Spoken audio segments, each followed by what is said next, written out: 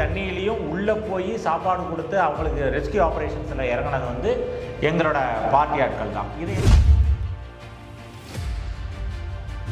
Chief மினிஸ்டரோட பையனும் வந்து அது எதுக்காக வந்தாங்கன்னா, வந்து பார்த்துட்டு மேலே போய் 6000 கோடி கொடுங்க 7000 கோடி கொடுங்கன்னு எது நடக்காதோ அதை கேட்டுட்டு நாங்கள் கேட்டால் அவங்க தரல அப்படின்னு சொல்கிறதுக்காக மட்டும்தானே தவிர அவங்க எந்த ரெஸ்கியூ ஆப்ரேஷன்ஸ்லையும் இல்லை, அவங்க எதையும் பண்ணலை. அதோட இம்பேக்ட் தான் வேளச்சேரியிலையும் சோழிங்கநல்லூர்லேயும் அந்த சிட்டிங் எம்பியை வந்து உள்ளே விடாமல் தடுத்தது. இதெல்லாம் தான் 4000 கோடின்றது வந்து சாதாரணமான விஷயம் கிடையாது. வெள்ளை அறிக்கையும் கேட்டாங்க, தரல. என்ன செலவு பண்ணின்னு கேட்டாங்க, இது வரைக்கும் தர கிடையாது. பாதிக்கப்பட்ட பாளையங்கோட்டை தொகுதி தான் ஒரே தொகுதி எங்கே வந்து எங்களுக்கு சரியான ஒரு குரூப் இல்லாத மாதிரி காங்கிரஸ் இருக்கிற மாதிரி ஒரு பிம்பத்தை உருவாக்கக்கூடிய தொகுதி. ஏன் அப்படின்னு சொன்னால் மைனாரிட்டிஸ் டாமினேஷன் ஏரியா, அது முஸ்லீம்ஸ் அண்ட் கிறிஸ்டியன்ஸ் அதிகமாக இருக்கிறதுனால நமக்கு இல்லைன்னு சொல்லுவாங்க. அங்கேயுமே இந்த எல்லாம் பிஜேபி இல்லை, இதுக்குள்ளெல்லாம் நீங்கள் போக வேண்டாம், போனீங்கன்னா சரியான ரெஸ்பான்ஸ் இருக்காது, இப்படி சொன்னது தான். பட் நாங்கள் போய் பார்த்ததில் வந்து அந்தளவுக்கு இதை நம்மளோட டேட்டா வச்சு பார்த்தோம் அப்படின்னு சொன்னால் கிட்டத்தட்ட 43% ஓட்டு வரைக்கும் வாங்கி நம்மளால் வெற்றி பெற முடியும் அப்படின்றது ஆணித்தனம். அதே சமயத்தில் வந்து இந்த சர்ப்ரைஸ் கொடுக்கக்கூடிய தொகுதி அப்படின்னு சொன்னால் எங்களை பொறுத்த வரைக்கும் முதல் தொகுதி சர்ப்ரைஸ் கொடுக்கறதுல தஞ்சாவூர் தான். இதை வந்து நாம்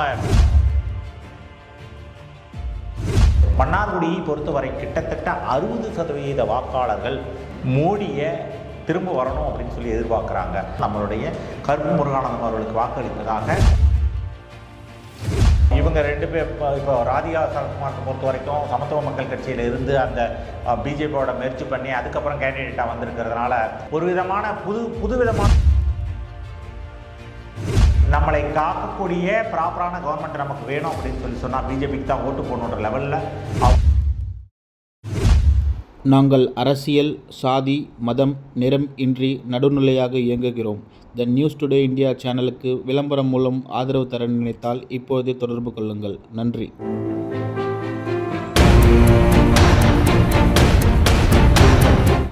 வணக்கம். உங்களுக்கு பேங்கில் வேலை செய்ய கனவு இருக்கா? உங்களோட கிராஜுவேஷன் 50% மேல இருக்கா? உங்களுடைய வயசு 26க்கு மிகாமல் இருக்கா? உங்களோட கனவை நினைவாக்க ஐபிபி சென்னையில ஜாயின் பண்ணுங்க. பிரைவேட் பேங்க்ஸ்ல வேலையில சேருங்க. மேலும் விவரங்களுக்கு கீழே உள்ள இணையதளத்தை அணுகவும். இப்போ இந்த தென்சென்னையை பற்றி சொல்லிட்டு இருந்தீங்க. இந்த தென்சென்னையில் வந்து இந்த அதிகமாக நம்ம தமிழ்நாட்டில் வந்து அது மெட்ராஸில் பாதிக்கப்பட்ட இடம் வந்து தென்சென்னையில் தான் ஃப்ளட்டுனால. ஸோ இதனால் எந்த பக்கம் சாதகமாக இருக்குன்னு நினைக்கிறீங்க நீங்கள்? இப்போது தமிழ் ஆக்சுவலி நம்மளோட ஒட்டுமொத்த பயணங்கள்லையுமே தென்சென்னை வந்து நாம் கொஞ்சம் எக்ஸ்ட்ரா டைம் எடுத்துக்கிட்டோம். நான் முதல்ல உங்களுக்கு சொன்ன மாதிரி இந்த டி நகர் பகுதியில் எங்களுக்குள்ள ஒரு ரெப்ரசன்டேஷன், அந்த ரெப்ரசன்டேஷன் அந்த முனிசிபல் கவுன்சிலர் எந்த அளவுக்கு ஒர்க் பண்ணியிருக்காங்கன்றதுல இது இம்பேக்ட் ஆகுதுன்னு நான் சொன்னேன். ரீசன் என்ன அப்படின்னு சொன்னால் கிட்டத்தட்ட 4000 கோடி ரூபாய் வாங்கி மொத்தமாக மேனேஜ்மெண்ட் கம்ப்ளீட்டாக முடிஞ்சு ஃப்ளட் மேனேஜ்மெண்ட்லாம் பண்ணிட்டோம் அப்படின்னு சொன்னது போய் அதுக்கு அடுத்த நாள் மழை வருது. மழை வந்து கம்ப்ளீட்டாக ஃப்ளட்டில் ஃப்ளஷ் அவுட் ஆகுது. அதில் எவ்வளோ இழப்புகள், எவ்வளோ வருத்தங்கள் எல்லாமே இருந்துச்சு. இதையெல்லாம் சரியாக மெயின்டைன் பண்ணாதனால தான் அவங்கள நம்ம சிட்டிங் எம்பியாக இருக்கக்கூடிய தமிழச்சி தங்கப்பாண்டியன் அவர்களை வந்து தொகுதிக்குள்ளாரையே விடாமல் விரட்டினதெல்லாம் இருக்குது. சோழிங்கநல்லூர், வேளச்சேரி இந்த ஏரியாலாம் நீங்கள் அதாவது என்னென்னா மக்கள் வந்து பீப்புள் ஆர் என்ன சொல்கிறது பிளைண்ட்லாம் கிடையாது, எல்லாம் வாட்ச் பண்ணிக்கிட்டு தான் இருக்காங்க. பெர்ஃபார்மன்ஸ் ஓரியன்ட் ஓட்டிங் எங்களுக்கு கிடைக்குன்னு சொல்கிறதுக்கு ரீசன் அதுதான். அந்த மழை காலங்களில் நாங்கள் எப்படி அதை மேனேஜ் பண்ணணும் அப்படின்னு சொல்லிட்டு உங்களுக்கு நல்லா பார்த்துருந்தீங்கன்னா அந்த மழை காலங்களில் பிஜேபி ஆஃபீஸ் வந்து ஒர்க் பண்ணிகிட்டு இருந்தது. அந்த மழை காலங்களில் தான் டி நகர் ஏரியாவில் வந்து எங்கள் ஆஃபீஸ் இருக்கிற அதே ஏரியாவில் அந்த மலையில் 6 அடி தண்ணியிலையும் உள்ளே போய் சாப்பாடு கொடுத்து அவங்களுக்கு ரெஸ்கியூ ஆப்ரேஷன்ஸில் இறங்கினது வந்து எங்களோட பார்ட்டி ஆட்கள் தான். இது எல்லாமே மக்கள் பார்த்துக்கிட்டு தான் இருக்காங்க. அவங்களும் பண்ணாங்க இல்லைங்களா? அவங்க மட்டும் பண்ணாம இல்லையா? அவங்களும் ஃப்ளட் ஆப்ரேஷன் நிறைய பண்ணாங்க அந்த டைமில். பார்ட்டி ஒர்க்கரும் ஒர்க் பண்ணாங்க. ஃப்ளட்டு வரும்போது உங்களுக்கு வாட்டர் போட் கொடுக்கறதோ இல்லை சாப்பாடு கொடுக்கறதோ தண்ணி கொடுக்கறதோ ஜீப்பில் வந்து அப்படியே ஒரு ரவுண்ட் பார்த்துட்டு ரொம்ப பாதிச்சிருக்கிறாங்களான்னு சொல்லி பார்த்துட்டு அந்த ட்ரிப்பு அவங்க வந்து சீஃப் மினிஸ்டரோட பையனும் வந்து அது எதுக்காக வந்தாங்கன்னா, வந்து பார்த்துட்டு மேலே போய் 6000 கோடி கொடுங்க 7000 கோடி கொடுங்கன்னு எது நடக்காதோ அதை கேட்டுட்டு நாங்கள் கேட்டால் அவங்க தரல அப்படின்னு சொல்கிறதுக்காக மட்டும்தானே தவிர அவங்க எந்த ரெஸ்கியூ ஆப்ரேஷன்ஸ்லையும் இல்லை, அவங்க எதையும் பண்ணலை. அதோட இம்பேக்ட் தான் வேளச்சேரியிலையும் சோழிங்கநல்லூர்லேயும் அந்த சிட்டிங் எம்பியை வந்து உள்ளே விடாமல் தடுத்தது. இதெல்லாம் தான் மேஜர் ரீசன். நாங்கள் உங்களுக்கு நான் ஆரம்பத்தில் சொல்லும்போது சொன்னேன் 26.2% பேங்க் பண்ணி ஓப்பன் பண்ணும்போது அதுக்கப்புறம் கொஞ்சம் கீழே இறங்கி வந்ததுக்கு காரணமே அவங்க எங்களுக்கு கொடுத்தது தான். இதில் எந்த விதமான நாங்கள் எப்படி வேணாலும் சொல்லலாம். ஏன்னா 4000 கோடின்றது வந்து சாதாரணமான விஷயம் கிடையாது. வெள்ளை அறிக்கையும் கேட்டாங்க, தரல. என்ன செலவு பண்ணிங்கன்னு கேட்டாங்க, இது வரைக்கும் தர கிடையாது. பாதிக்கப்பட்டது சோழிங்கநல்லூர் வேளச்சேரி மட்டும்தான். வேளச்சேரியில் எங்களோட கேண்டிடேட் போகும்போது நீங்கள் பார்த்தீங்க அப்படின்னு சொன்னால் அந்த ஓவர்வேம் வெல்கமிங் இருக்குது அப்படின்னு சொல்லுவாங்க இல்லைங்களா, தெளிவாக பார்க்க முடியும் நம்மளால். அதுக்கு காரணம் என்ன அப்படின்னு சொன்னால் எங்களோட பெர்ஃபார்மன்ஸ் ஒரு பக்கம், உமானந்தன் அவர்கள் எந்த அளவுக்கு ஒர்க் பண்ணிக்கிட்டு இருக்காங்கன்றது. இன்னொரு பக்கம் என்ன அப்படின்னு சொன்னால் அது எல்லா இடத்துலையும் அதோட மீட்சி இருக்குன்றதுனாலையும் கண்டிப்பாக எங்களோட நம்ம தமிழிசை சவுந்தரராஜன் அவர்கள் வெற்றி பெற்றால் அவங்களும் ஒரு மினிஸ்டர் ஆவாங்கன்ற அந்த ஒரு எதிர்பார்ப்பு, இது எல்லாம் சேர்த்து தென்சென்னை தொகுதியில் நிச்சயமாக நாங்கள் வெற்றி பெறுவோம். அதற்கான பிம்பம் இப்பொழுது தெரிகிறது. அடுத்து திருநெல்வேலி தொகுதி எங்களுடைய தொகுதிகளில் ஒரு முக்கியமான தொகுதி. எப்பவுமே வந்து பாரதிய ஜனதா கட்சி வந்து தொகுதி பங்கீடெல்லாம் போகிறதுக்கு முன்னாலேயே கூட இந்த ஒரு திருநெல்வேலி தொகுதி எங்களுக்காக வரையறுக்கப்பட்டு ஃபஸ்ட்டு பிஜேபி லிஸ்ட் வரும்போதே நாம் எதிர்பார்த்த அந்த ஃபஸ்ட் லிஸ்ட்லேயே வரும். ஃபஸ்ட்டு 100 பேர் கொண்ட ஒரு லிஸ்ட் வந்துச்சு. அந்த லிஸ்ட்லேயே வந்து திருநெல்வேலி வரும்னு சொல்லி எதிர்பார்த்தோம். அது கொஞ்சம் டிலே ஆகி தான் வந்தது. ஆனால் அந்த 100 தொகுதிகளிலே எதிர்பார்க்கப்பட்ட திருநெல்வேலி தொகுதி அன்னைக்கே வெற்றி வாய்ப்புள்ள ஒரே தொகுதியாக இருந்துச்சு. இதில் இடையில வந்து இவங்க திராவிட முன்னேற்ற கழக ஆட்சியில் வந்து என்னென்ன டிஸ்டர்ப் பண்ணுமோ எல்லா டிஸ்டர்பன்ஸும் பண்ணிக்கிட்டு தான் இருக்காங்க. அதை முறியடிச்சு தான் வந்துட்டு இருக்காரு. எங்களோட கேண்டிடேட்டை பொறுத்த வரைக்கும் அதில் உள்ள 6 சட்டமன்ற தொகுதிகளில் உங்களுக்கு பார்த்தீங்கன்னா ஆலங்குளம் தொகுதி ஒரு நாடார் சமூகமும் தேவர் சமூகமும் ஈக்குவலாக இருக்கக்கூடிய தொகுதி.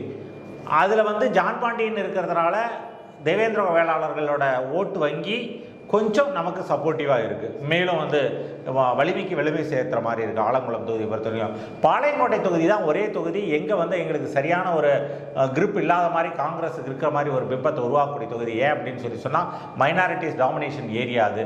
முஸ்லீம்ஸ் அண்ட் கிறிஸ்டியன்ஸ் அதிகமாக இருக்கிறதுனால நமக்கு இல்லைன்னு சொல்லுவாங்க. அங்கேயுமே இந்த முத்தலாக்குக்கு அப்புறமும் இந்த ஆர்டிகிள்ஸ் 370 ரிப்பீல் பண்ணதுக்கு அப்புறமும் இந்த முத்தலாக்கு எடுத்த ஒரே காரணத்தினால நமக்கு அங்கே கிட்டத்தட்ட ஒரு 7% வாக்குகள் நமக்கு கன்வெர்ட் ஆகியிருக்கிறத நம்மளால் பார்க்க முடிஞ்சுது. ஏன்னா நம்ம அந்த ஏரியாவுக்குள்ளே உள்ள நுழையிறதுக்கு முன்னாலேயே நமக்கு வந்து சொல்லப்பட்ட விஷயங்கள் என்ன அப்படின்னு சொன்னால் இங்கெல்லாம் பிஜேபி இல்லை, இதுக்குள்ளெல்லாம் நீங்கள் போக வேண்டாம், போனீங்கன்னா சரியான ரெஸ்பான்ஸ் இருக்காது, இப்படி சொன்னது தான். பட் நாங்கள் போய் பார்த்ததில் வந்து அந்தளவுக்கு ஒரு நெகட்டிவான, நாங்கள் போகும்போது நிச்சயமாக நாங்கள் பிஜேபி ஆட்கள் அப்படின்ற முறையை தான் உள்ளே போனோம்.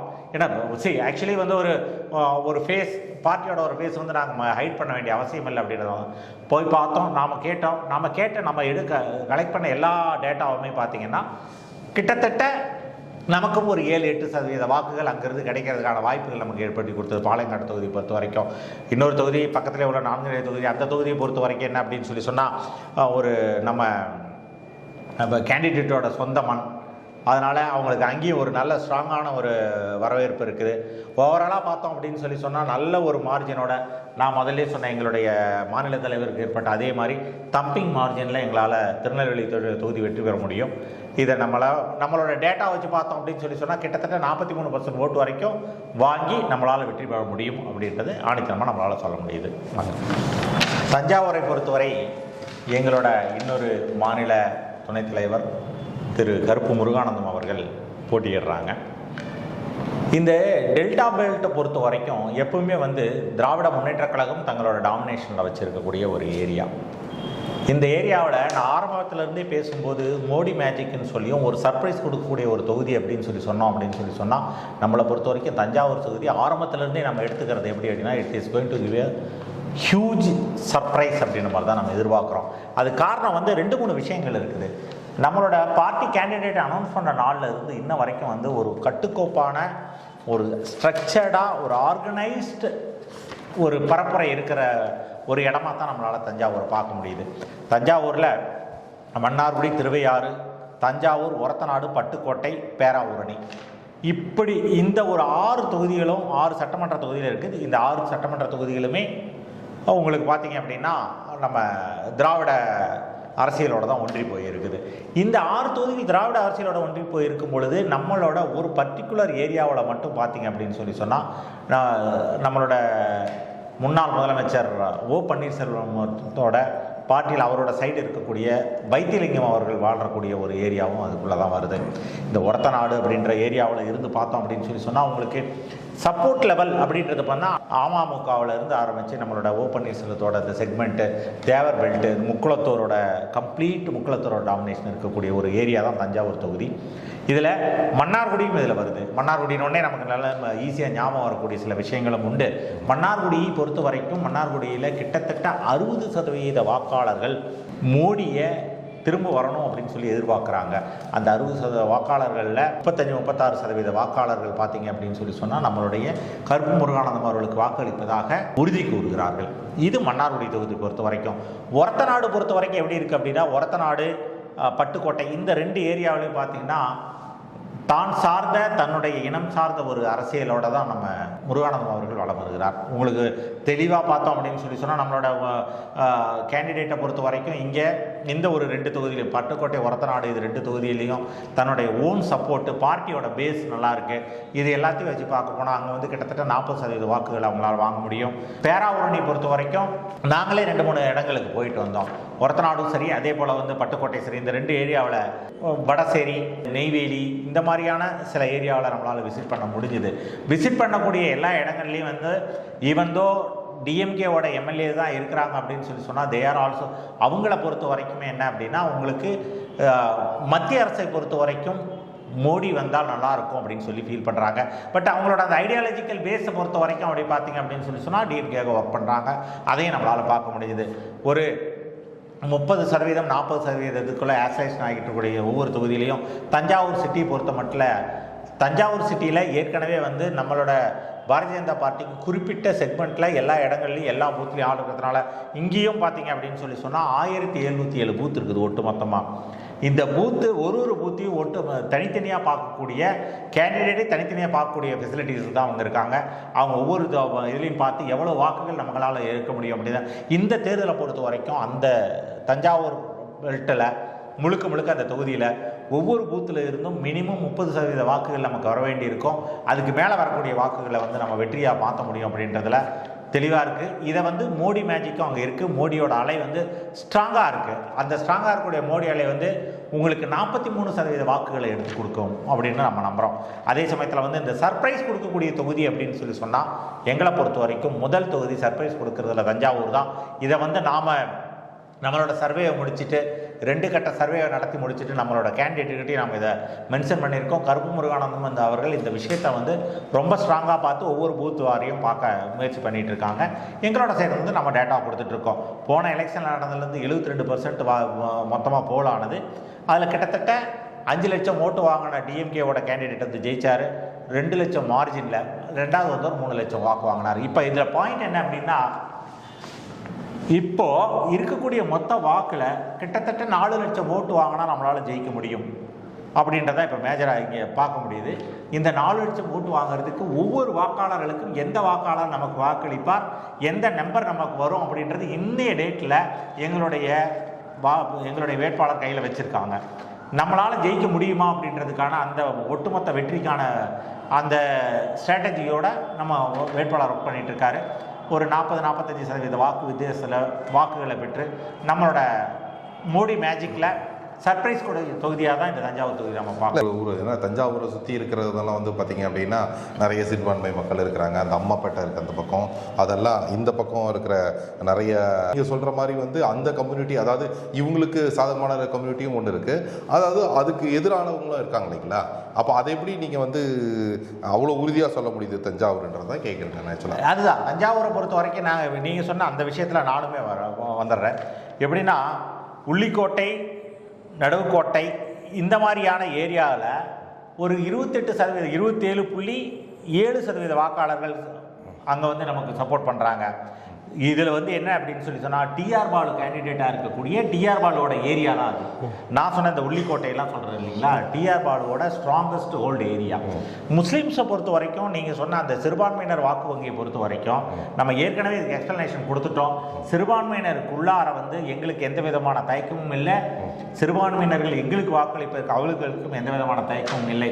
நீங்கள் சொன்ன அம்மாப்பேட்டையில் வந்து நாங்கள் 26% வாக்கு எங்களால் வாங்க முடியும் அப்படின்னு நாங்கள் நம்புகிறோம். ஏன்னா நாங்கள் விசிட் பண்ணி நாங்கள் டேட்டா எடுக்கும்போது எங்களுக்கு அவங்க என்ன வரவேற்பு கொடுக்குறாங்களோ அதை பேஸ் பண்ணி தான் நாங்கள் உங்ககிட்ட மேனேஜ் பண்ண வேண்டியிருக்கு.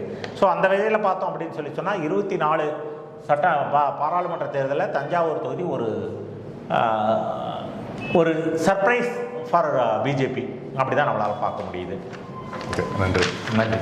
விருதுநகர் தொகுதியை பற்றி கொஞ்சம் சொல்லுங்கள். விருதுநகரை பொறுத்த வரையில் நம்மளுடைய ஸ்டார் கேம்பெயினர் ராதிகா சரத்குமார் அவங்க நிற்கக்கூடிய தொகுதி. இந்த தொகுதியில் அவரை தவிர இன்னொரு தேமுதிகனுடைய தலைவர் அவரோட விஜயகாந்தோட சன் அங்கே நிற்கிறதுனால இது வந்து நோட்டபிள் தொகுதியாக இருக்குது. நம்மளோட விசிட்டை பொறுத்த வரைக்கும் நாம் அந்த ஏரியாவில் சுற்றி வரும்போது ராதிகா சரத்குமார் வந்து எந்த அளவுக்கு பார்ட்டியோட அலைனாக இருக்காங்க அப்படின்றது நம்மளால் பார்க்க முடிஞ்சது. அந்த தொகுதி பொறுத்த வரைக்கும் ஓரளவுக்கு யூனிக்னஸ் இருக்குது அந்த தொகுதியில். எப்படின்னா இவங்க 2 பேர் இப்போ ராதிகா சரத்குமாரத்தை பொறுத்த வரைக்கும் சமத்துவ மக்கள் கட்சியில் இருந்து அந்த பிஜேபியோட மெர்ஜ் பண்ணி அதுக்கப்புறம் கேண்டிடேட்டாக வந்திருக்கிறதுனால ஒரு விதமான புதுவிதமான ஒரு சூழ்நிலை அந்த இடத்துல இருக்கிறத நம்ம பார்க்குறோம். எப்படின்னா பார்ட்டிக்குன்னு ஒரு சிஸ்டம் இருக்குது, ஆர்கனைசேஷன் ஸ்ட்ரக்சர் இருக்குது. அந்த ஸ்ட்ரக்சரில் இம்மீடியட்டாக அடாப்ட் ஆகிருக்காங்க அவங்க 2 பேரும். நாங்கள் அவங்கள போய் நேரில் மீட் பண்ணும்போது அவங்ககிட்டருந்து வந்த அந்த கொஸ்டின்ஸ், அவங்க நம்ம கூட பழகின விதம், இது எல்லாத்தையும் பார்க்கும்போது ரொம்ப தெளிவாக தெரிஞ்சது already they're adapted with our party system அப்படின்னு சொல்லிட்டு. அதனால் ஒரு குழப்பமில்லாத ஒரு சூழ்நிலையில் அவங்க அந்த தொகுதியில் வேலை செய்கிறாங்கன்னு தான் சொல்ல முடியும்.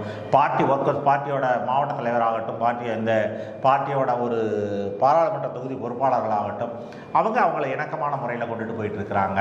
இந்த விஷயத்தை பொறுத்த வரைக்கும் பார்த்தீங்க அப்படின்னு சொன்னால் 6 சட்டமன்ற தொகுதியில் 2 சட்டமன்ற தொகுதி மதுரையில் இருக்குது, 1 சிவகாசி, இன்னொன்று அருப்புக்கோட்டை. இந்த மாதிரி உங்களுக்கு பார்த்தீங்கன்னா ஒரு டைவர்சிஃபைடு ஒரு இதாக இருக்குது. ஏன்னா சிட்டிக்குள்ளாரியே இருக்கிறதுனால சிட்டிக்குள்ளே இருக்கக்கூடிய பாப்புலேஷன் திருமங்கலமாகட்டும் இந்த மாதிரியான தொகுதிகள் சிட்டிக்குள்ளாக இருக்கிறதுனால அந்த மக்களோட இம்பேக்ட் இதில் நான் ஏற்கனவே ஃபஸ்ட்டு பேசும்போது நம்ம சொல்லியிருந்தோம் காஸ்ட் வந்து எந்த அளவுக்கு இம்பேக்ட் ஆக போகுது அப்படின்றது ஃப்யூச்சரில் தான் நம்மளால் பார்க்க முடியும். ஏன்னா மோடி மேஜிக் இருக்கக்கூடிய அந்த இடத்துல மோடி வந்து அந்த மதுரை வந்துட்டு போனது, அதுக்கப்புறம் அவர் விசிட் பண்ண இடங்கள், இது எல்லாமே வந்து ஒரு இம்பேக்ட் உருவாக்கியிருக்குது. ரீசெண்டாக நடந்த ஒரு ரோட் ஷோ, இது எல்லாமே என்னத்தை காட்டுது அப்படின்னு சொன்னால் மதுரை மக்கள் மாற்றத்தை நோக்கி ரொம்ப தெளிவாக எதிர்பார்த்து நம்மளை காக்கக்கூடிய ப்ராப்பரான கவர்மெண்ட் நமக்கு வேணும் அப்படின்னு சொன்னால் பிஜேபிக்கு தான் ஓட்டு போடணுன்ற லெவலில் அவங்க யோசிச்சுருக்காங்க. கிட்டத்தட்ட திருமங்கலத்தில் பார்த்தோம் அப்படின்னு சொன்னால் நாங்கள் எடுத்த டேட்டாவில் 37% வந்து கண்டிப்பாக பிஜேபிக்கு ஆதரவாக இருக்காங்க.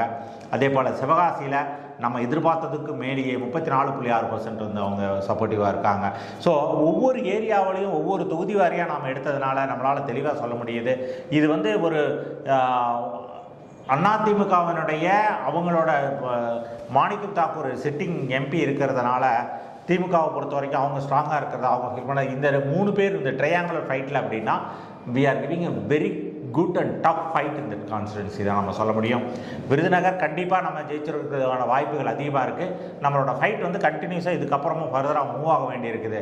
நம்மளால் ஒரு சில எந்த பூத்தில் என்ன இஷ்யூஸ் இருக்குன்ற வரைக்கும் நம்ம பார்த்துருக்கோம். அதை பிளக்இன் பண்ணுறதுக்கு நம்மளோட கேண்டிடேட்டுக்கு நம்ம கொடுத்துருக்கோம். கேண்டிடேட்ஸை பொறுத்த வரைக்கும் இந்த தொகுதி ஜெயிக்கிறதுக்கான வாய்ப்புகள் அதிகமாக இருக்கிறதா சொல்லணும்.